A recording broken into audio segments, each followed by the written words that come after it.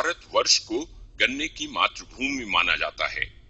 कहते हैं इक्षु यानी ईख की सृष्टि महर्षि विश्वामित्र ने की थी और ये सबसे पहले बना स्वर्ग का सबसे पहला पौधा माना जाता है। वो स्वर्ग है या नहीं, लेकिन महापुरुषों की अमूल्य देन अब भी इंसानों के हित का साधन बनी हुई है। गन्ना हमारे देश की प्रमुख नकदी फसलों में से एक है। लगभग 50 मिलियन यानी 5 करोड़ किसान अपनी जीविका के लिए गन्ने की खेती पर निर्भर करते हैं और इतने ही खेतिहर मजदूर हैं जो गन्ने के खेतों में काम करके अपनी जीविका कमाते हैं। भारत में निर्मित होने वाले सभी मुख्य मीठा कारकों के लिए गन्ना एक मुख्य कच्चा माल है। गन्ने का उपयोग विभिन्न रूपों में किया जाता है। अगर इस गन्ने के उपयोग को देखें तो इसके कुल उत्पादन का लगभग 35 से 55% शक्कर बनाने में, 40 से 42% गुड़ बनाने में, 3 से 4% खांडसारी और 17 से 18% गन्ना चूसने या इसका रस पीने के लिए उपयोग किया जाता है। मानव जाति को शक्ति देने के लिए जितनी भी फसलों का उत्पादन किया जाता है, उनमें गन्ने का सर्वश्रेष्ठ स्थान है। केवल 0.25 हेक्टेयर भूमि में उत्पादित गन्ने की उपज से जो शक्ति मिलती है, वो 10 लाख कैलोरी होती है और ये एक मनुष्य के लिए वर्ष भर कार्य करने की शक्ति देने के लिए पर्याप्त है। हमारे देश में अगर शक्कर के उद्योग की बात की जाए तो ये उद्योग तकरीबन 30,000 करोड़ का व्यवसाय है, जिसका कपड़ा उद्योग के बाद दूसरा स्थान है। ये फैक्ट्री 2007 से लगातार प्रोडक्शन में है और अगर हम बात कर लें इसकी कैपेसिटी की, लगभग 6 से लेकर के 6,500 टन गन्ना हम यहाँ पर डेली बेस पे पेड़ते हैं और हमारे पास में टोटल मिला के करीबन 32,000 परिवार हैं जो इस चीनी मिल को गन्ना सप्लाई करते हैं। टोटल मिलाकर के इस बार हमारा यहाँ पे जो क्रशिंग होगी, जो हम एक्सपेक्ट कर रहे हैं इस अपनी चीनी मिल से, लगभग 88 से लेकर के 90 लाख कुंटल के इस बार हमारी पेराई होनी चाहिए लगभग यहाँ पे, और लगभग 325 करोड़ रुपया हम अपने किसानों को गन्ना मूल्य भुगतान के बदले में देंगे। तो रोजगार के एंगल से अगर हम देखें तो 32,000 किसान का मतलब है कि लगभग 32,000 हमारे किसान परिवार जो इस चीनी मिल से जुड़े हैं। और इसकी अगर रेडियस की हम बात करें तो टोटल मिला करके 10 किलोमीटर से लेकर के 15 किलोमीटर का रेडियस है हमारी चीनी मिल का, जहाँ के लोग हमें गन्ना सप्लाई करते हैं। अगर हम बात करें लेबर की तो टोटल मिलाकर के जो हम डेली 60 या 62,000 कुंटल गन्ना इस चीनी मिल में पेराई करते हैं, लगभग 12,000 मजदूर डेली लगते हैं इस गन्ने की छिलाई करने के लिए। एक मजदूर लगभग 5 कुंटल गन्ना छिलाई कर पाता है एक दिन में और उसकी जो औसतन मजदूरी है 30 रुपये पर कुंटल के आसपास में होगी। तो अगर हम बात कर लें 60,000 कुंटल गन्ना छीलने के लिए लगभग 12,000 मजदूर पर डे चाहिए और ये लोकल मजदूर हैं, उसी गांव में है, उसी गांव के करने वाले हैं, उसी गांव में उनको मजदूरी मिल जाती है, इसमें कोई मीडिएटर नहीं है। और अगर मैं बात करूं तो टोटल मिलाकर के 26-27 करोड़ रुपया सिर्फ जो हमारे किसान भाई हैं वो अपना इसको मजदूरी के रूप में देंगे गन्ना की छिलाई के मद में इस थोड़े से एरिया में। तो यहाँ जहाँ की 32,000 परिवार 325 करोड़ रुपया चीनी मिल से प्राप्त कर रहे हैं गन्ना मूल्य के बदले, करीबन 12,000 मजदूर फैक्ट्री के चलने से लेकर के और आखिर तक लगातार उनको रोजगार मिलता रहता है, जिसमें करीबन सिर्फ 25 से 30 करोड़ रुपया सिर्फ गन्ने की छिलाई के रूप में मिल जाता है। तो रोजगार के एंगल से ये फैक्ट्री जो है बहुत बड़ा कंट्रीब्यूट करती है इस क्षेत्र के किसानों के लिए, मजदूरों के लिए। अगर उत्तर प्रदेश की किसी एक निजी चीनी मिल की बात करें तो ऐसी निजी चीनी मिलें न सिर्फ लोगों को रोजगार मुहैया कराती हैं, बल्कि गन्ना किसानों की आर्थिक उन्नति का आधार हैं। इसके अलावा ये चीनी मिलें सरकार को अच्छा खासा कर भी जमा करती हैं। जहां तक बात है रेवेन्यू की, गवर्नमेंट के लेवल पे अगर मैं बात करूं, इस बार लगभग हम यहाँ 10 लाख कुंटल चीनी का प्रोडक्शन करेंगे यहाँ पे और टोटल मिलाकर के 200 रुपया पर बैग का एक्साइज ड्यूटी है, तो लगभग 20 करोड़ रुपया हम सिर्फ चीनी पे उत्पादन कर के रूप में देंगे सेंट्रल गवर्नमेंट को। लगभग 4 लाख कुंटल हमारा यहाँ पे मोलासिस होगा, 75 रुपया कुंटल उस पर एक्साइज ड्यूटी है, तो लगभग 3 करोड़ रुपया शीरे पे हम उत्पादन कर देंगे। तो लगभग सिर्फ मैं अगर बात करूँ सेंट्रल गवर्नमेंट की तो 23 करोड़ रुपए के आसपास में सिर्फ सेंट्रल गवर्नमेंट को रेवेन्यू जाएगा इस छोटे से कैंपस से। अगर मैं बात करूं स्टेट गवर्नमेंट की, तो चाहे वो सोसाइटी कमीशन है, चाहे वो परचेज टैक्स है 2 रुपये क्विंटल के हिसाब से, चाहे दूसरे छोटे मोटे अदर टैक्सेस हैं, उसमें स्टेट गवर्नमेंट को बाकी और रेवेन्यू प्राप्त होते हैं इस फैक्ट्री से। भारत में संपूर्ण गन्ना उत्पादन की दृष्टि से उत्तर प्रदेश का पहला, महाराष्ट्र का दूसरा और तमिलनाडु का तीसरा स्थान है। गन्ने की खेती पर आधारित आज निजी चीनी मिलें गन्ने से बेगास बनाकर इससे बिजली के उत्पादन का काम भी कर रही हैं। इस निजी चीनी मिल के एक प्लांट से तकरीबन 26 मेगावाट बिजली का उत्पादन किया जाता है, जिसे यहां से ग्रिड में भेज दिया जाता है।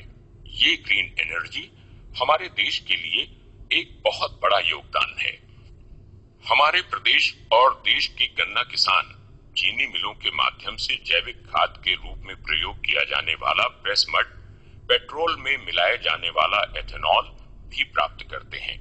तो हमारे पास में करीबन गन्ने में 30-31% बेगास निकलती है, जिससे हम पावर प्रोड्यूस करते हैं। 26 मेगावाट का हमारे यहाँ पे पावर प्लांट है और सीजन में करीबन 18 मेगावाट और ऑफ सीजन में हम करीबन 22 मेगावाट ग्रिड को एक्सपोर्ट करते हैं और साल में करीबन 9 महीने हम बिजली देते हैं पावर कॉरपोरेशन को। और हमारे पास में मोलासिस बाई प्रोडक्ट के रूप में मिलता है हमें। अगर हम उसकी बात कर ले तो हमारे पास में डिस्टिलरी है यहाँ पे इसी कैंपस में, वहाँ पे हम एथेनॉल का प्रोडक्शन करते हैं। और भारत जैसे देश में जहाँ पे जो हमारी 75 से 80% की जो हमारी रिक्वायरमेंट है वो इंपोर्ट होती है ऑयल प्रोडक्ट्स की, तो वहाँ पे एथेनॉल का ऑलमोस्ट अगर मैं बात करूँ तो करीबन 2 करोड़ 25 लाख लीटर के आसपास में हम यहाँ प्रोड्यूस करते हैं एथेनॉल। विशेषज्ञों का मानना है कि इस तरह के उद्योगों को बढ़ावा मिलना चाहिए। उत्तर प्रदेश में अगर चीनी के उत्पादन की बात करें तो इस बार चीनी का उत्पादन 80 लाख टन से ज्यादा होने की संभावना है। विशेषज्ञ इसका पूरा श्रेय गन्ना किसानों और वैज्ञानिकों को देते हैं, जो अच्छी किस्म के गन्ना बीजों को लगाकर देश में गन्ने की आपूर्ति को पूरा करने में महत्वपूर्ण भूमिका निभा रहे हैं। आज गन्ने की उन्नत किस्मों पर आधारित गन्ने की अच्छी खेती का परिणाम है कि आज चीनी के उत्पादन में हमारी बाहरी देशों पर निर्भरता संतुलित हो रही है। गन्ने की प्रजातियों के विकास और उन्नत खेती के विकास के बाद आज हमारे प्रदेश की औसत उपज 660 कुंटल प्रति हेक्टेयर हो गई है। पेराई सत्र 2015-16 में कुल 646 लाख टन गन्ने की पेराई हुई थी और उससे 10.62% चीनी प्रथा के साथ 68.55 लाख टन चीनी का उत्पादन हुआ था और जिसके बदले किसानों को गन्ना मूल्य के रूप में उनके खाते में कुल 18,003 करोड़ रुपए उनके खाते में गया। अगर हम वर्तमान सत्र की बात करें, पेराई सत्र 2016 सत्र की बात करें, तो अब तक 27 फरवरी तक 610 लाख टन गन्ने की पेराई हो चुकी है और उसके बदले 62 लाख टन चीनी का उत्पादन हो चुका है और जिसके सापेक्ष अभी तक 16,103 करोड़ रुपए गन्ना मूल्य देय हुआ है और किसानों के खाते में 77% भुगतान उनके खाते में चला गया है। निजी और सरकारी सहयोग से किसानों का गन्ना उत्पादन निश्चित रूप से बढ़ा है और इसकी वजह है इन्हें समय समय पर दिए जाने वाला प्रशिक्षण और उन्नत बीज और खादों की जानकारियां। आज धान और गेहूं जैसी पारंपरिक खेतियों को करने वाले किसान प्रशिक्षण प्राप्त करके गन्ने की नकदी फसल को उगाकर अच्छा मुनाफा कमा रहे हैं। मेरा 8 एकड़ गन्ने की खेती हम करते हैं। इसके पहले हम और भी जो खेती किया करते थे उसमें आर्थिक रूप से हम परेशान हो जाया करते थे, कोई बचता नहीं, जो भी था वो खर्च हो जाता था, लगता था खर्च हो जाता था। लेकिन गन्ने से की खेती से हमको फायदा हुआ, तब से 8 एकड़ गन्ने की खेती कर रहे हैं। गन्ने की खेती सामान्य विधि से तो करते रहते थे, लेकिन ये चीनी मिल की तरफ से और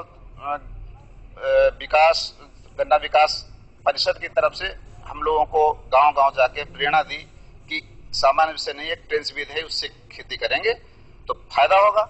हम लोगों ने उसी तरह से शुरू कर दिया काम, तो इससे बहुत फायदा होने लगा। यानी उपज में 2 गुना से भी ज्यादा उसमें फायदा हुआ। एक 0,238 प्रजाति का गन्ना जब से मिला तो उसका भी बड़ा असर पड़ा। गन्ने की खेती से अगर धान और गेहूं की तुलना की जाए तो तुलना है ही नहीं, क्योंकि गन्ना खेती सीधे सीधे आर्थिक लाभ के लिए है। हमारे पास 15 एकड़ लगभग गन्ने की खेती होती है। बस सबसे ज्यादा तो पहले से तो 0238 था, इस साल 0118 के नाम से है, जो बहुत ही बेस्ट गन्ना है। इस साल हमने उसकी बुआई की है। जैसे हमारे पास पर्ची का SMS फैक्ट्री के द्वारा आज चला गया कि आपकी 1 मार्च की पर्ची जारी हो गई है, तो हम तुरंत ही अगले दिन मजदूर डाल के और छिलवा देते हैं। शाम तक हमें पर्ची मिल गई, हम ट्रॉली लोड करके रात में ले आते हैं या सुबह एकदम ले आते हैं मॉर्निंग में। पेमेंट तो हमारा 1 हफ्ते में ही हमें मिल रहा है, बहुत ही बेस्ट है। और बाकी रही तौल की बात, यहाँ घटतौली नाम की कोई चीज नहीं है। चीनी मिल में गन्ना आ जाने के बाद 3 प्रक्रियाओं से गुजरने के बाद चीनी में बदल पाता है। सबसे पहले गन्ना चीनी मिल में आता है। वेमेंट के बाद गन्ना केन कैरियर में लोड होता है। फिर गन्ना सबसे पहले क्रशिंग में जाता है, यानी गन्ने का जूस निकाला जाता है।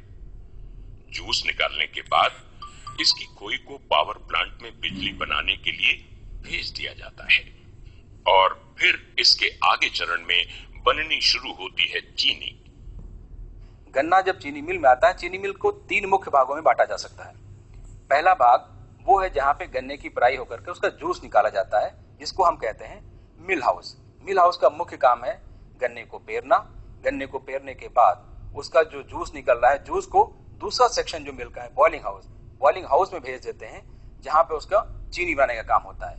और जो खोई बचती है गन्ने की, वो खोई चली जाती है पावर प्लांट में, जहां वो बॉयलर में जलाई जाती है और वो खोई जलने के बाद बॉयलर में स्टीम जनरेट करती है। स्टीम टरबाइन को मिलती है, टरबाइन से हमारा पावर जनरेशन होता है। जो पावर जनरेशन हम करते हैं उससे हम अपने जो मिल की जितने ऑपरेशन हैं, जितनी हमारी इलेक्ट्रिक की रिक्वायरमेंट है वो पूरी करते हैं।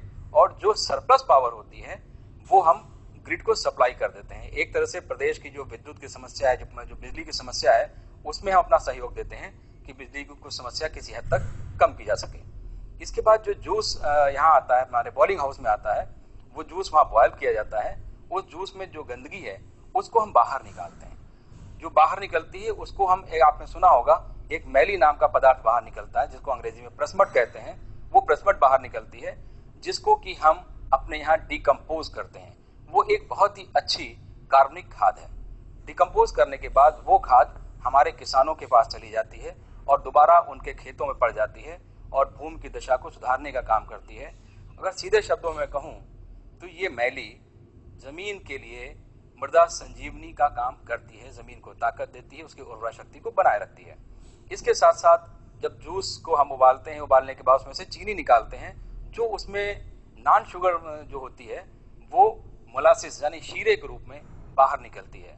ये शीरा हमारी डिस्टिलरी में जाता है। डिस्टिलरी में ले जाकर के हम लोग एथेनॉल बनाते हैं और उसको पेट्रोल में मिला करके हम उसको इस्तेमाल करते हैं। इस तरह से अगर आप देखें तो जो गन्ना हमने पैदा किया, गन्ने से निकलने वाला प्रत्येक तत्व, प्रत्येक जो आइटम है वो कहीं ना कहीं इस्तेमाल हो रहा है देश को, चाहे वो ग्रीन एनर्जी दे रहा हो, चाहे वो देश की जो निर्भरता है पेट्रोलियम पदार्थों पे हो विदेशों पे, उसको कम कर रहा है, हमारे फॉरेन एक्सचेंज को कम कर रहा है। उसके साथ साथ उससे जुड़े हुए दूसरे जो उद्योग हैं, जैसे डेयरी उद्योग है, उनको सहायता दे रहा है, उनको सहयोग दे रहा है।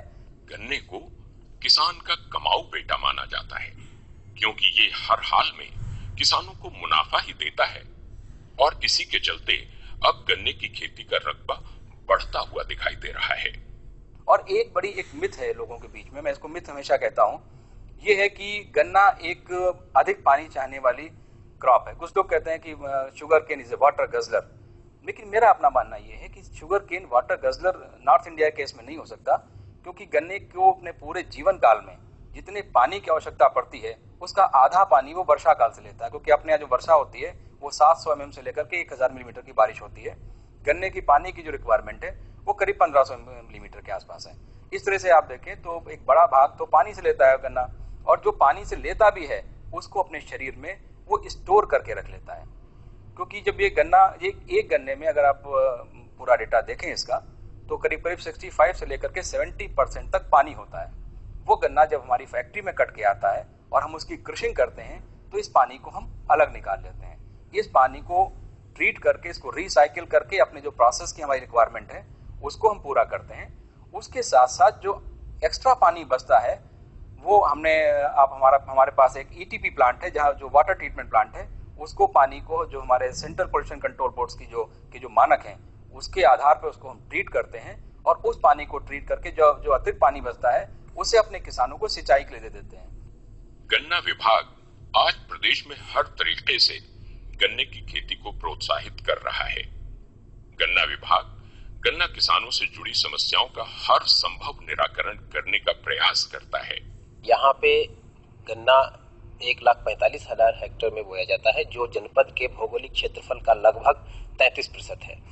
गन्ना किसानों के लिए यहाँ पे 2 विंग कार्यरत हैं गन्ना विकास विभाग में। गन्ना विकास परिषद जो गन्ना विकास से संबंधित कार्य करती है, गन्ने की उत्पादकता को कैसे बढ़ाएं और उसमें चीनी परता कैसे अच्छा हो।